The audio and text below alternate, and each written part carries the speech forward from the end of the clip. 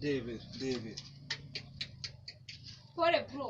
Ihangara. Pole bro ibi. Reba ukuntu ngize.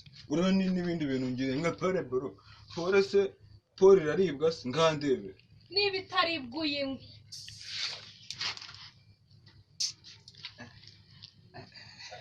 Shaka nubwo ndi kugituka kimeze neza ra. Umva se.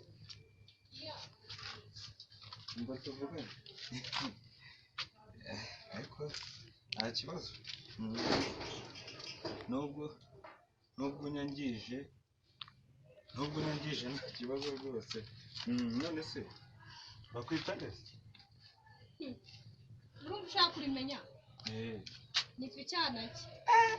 Icyanaki? Yego.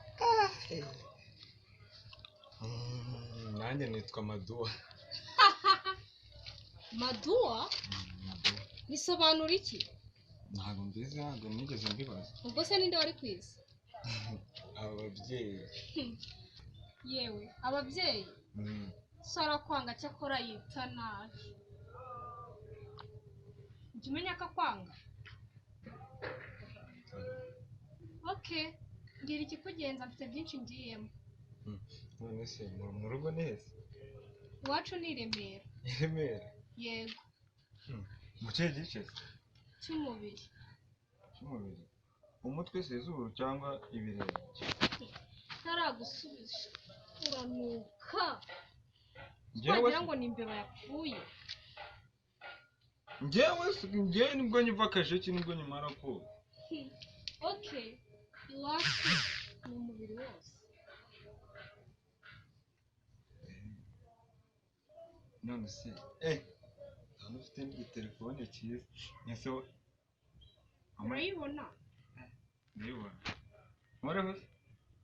Oya, numvisha uri kunuka. None se wampaye namba yawe? Y'urukweto cyangwa ya telefone? Ya telefone. Ihe telefone? Tigo, MTN iki?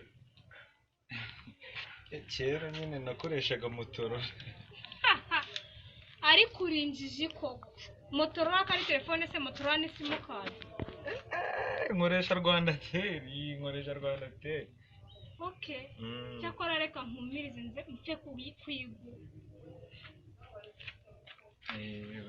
Koze rwose. Zana telefone nyine nka nimero.